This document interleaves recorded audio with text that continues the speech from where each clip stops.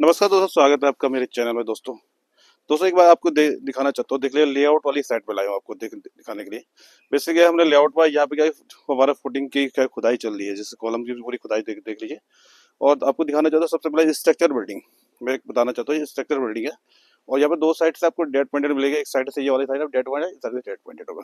तो आपको सबसे पहले बताना चाहता हूँ कि डेड पॉइंटेड कॉलम की कंडीशन कैसे रखी जाती है। अभी तो आप कॉलम जो खोदोगे तो आपको देख लीजिए, साइड से डेड है तो बेसिकली या तो कॉलम होता है, वैसे तो खुदाई खुदाई के बाद सेंटर में आता है। बेसिकली डेड पर तो कंडीशन ये रखनी पड़ती है कम से कम। आपको जब कॉलम स्टार्ट करना होता है नीचे से फुटिंग में, तो सबसे पहले आपको क्या करना है इसमें नीचे मैं बताना चाहता हूँ। सबसे पहले आपको इसमें देख लीजिए, कॉलम जो करेगा कम से कम आपको 3 इंची कम से कम साइड से छोड़ के स्टार्ट करना पड़ेगा, क्योंकि कम से कम डेड बिल्कुल डेड करते हो, नहीं तो उसके अंदर मसाला नहीं जाएगा आपका। अगर मसाला नहीं जाएगी तो कंडीशन ये रहेगी, प्रॉब्लम क्रिएट होगी। तो ये देख लीजिए, जैसे इसके आप देख लीजिए गड्ढा ही खुद रखा है इसका। अभी इसमें थोड़ा इसमें और डीप जाएगा, कम से कम 5 फीट की गहराई से लेते हुए हम, क्योंकि स्ट्रक्चर बिल्डिंग में कम से कम 5 या 6 फीट आप डीप जाओगे। तो वहां से अब इसकी कास्टिंग करोगे तो बेहतर बेहतर कंडीशन में आपको एक कॉलम्स की कास्टिंग बहुत बेहतर तरह से मिलेगी। तो ये इस तरह से आपको डेड पॉइंटेड कॉलम खुद आपको सेंटर वाले पॉइंटेड होगा। दूसरी आपको बता रहा था सेंटर में, हमने यहाँ पर सेंटर में देख लीजिए 8 बाई 8 का कॉलम के लिए। देख लीजिए 8 बाई 8 का, अब ये डीप जाएगा। बेसिकली यहाँ पे क्या है, थोड़ा हैवी हमने थोड़ा इस पर ये 18 बाई 18 के कॉलम्स लेके कॉलम को यहाँ पे जनरेट करेंगे इधर और दूसरे वाले पॉइंटेड पर आपको सेम कंडीशन, क्योंकि बेसिकली जो हम इसकी फुटिंग करेंगे तो बेहतर जगह फुटिंग बनाएंगे। तो देख कहने का मतलब है कि कितनी गहराई पर हम को करेंगे, तो उस तरह की गहराई हम लेके उसको बेहतर तरह से डिजाइन करेंगे। और दूसरी एक चीज और बताना चाहता हूँ। तो जब भी आप ये फुटिंग की करने होता है, सबसे पहले सॉइल की टेस्टिंग बेसिकली क्या है, बार बार करता है, सॉइल की टेस्टिंग होना बहुत जरूरी है। और उसका स्ट्रक्चर बिल्डिंग का स्ट्रक्चर होना बहुत जरूरी है।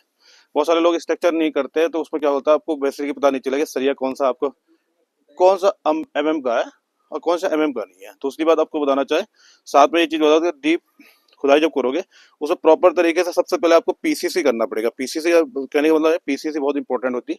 कम से कम तो 4 इंची पीसीसी आपको, वो भी 1-2 दिन पहले।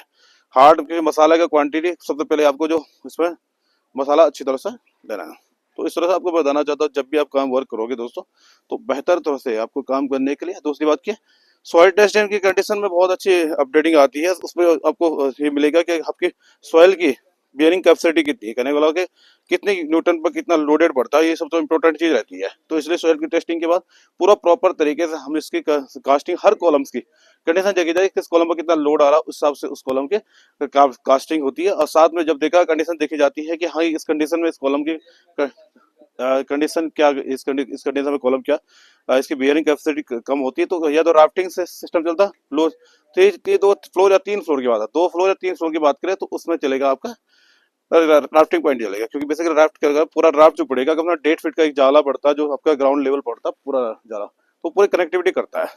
तो दोस्तों दूसरी चीज यहाँ पे देख रहे हैं कि यहाँ पे थोड़ा हार्डनेस काफी है मिड सॉइल में। देख लीजिए, आपको हार्डनेस बहुत अच्छी हार्डनेस मिलेगी, क्योंकि बेसिकली इस यहाँ पे जमीन जो होगी काफी स्ट्रॉन्ग सॉइल है यहाँ पर।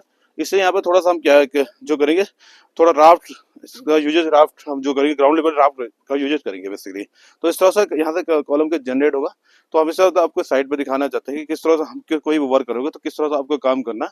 अगर आपको सबसे पहले इससे पहले आप जब प्लान करते हो, तो प्लान के बाद सबसे पहले आपको इसको सजेस्ट करना है कि स्ट्रक्चर करना है, क्या करना है, किस कंडीशन में हमें कितने कॉलम जनरेट करना है। ये सब स्ट्रक्चर इंजीनियर के रिकमेंडर से आपको एक फायदा रहेगा।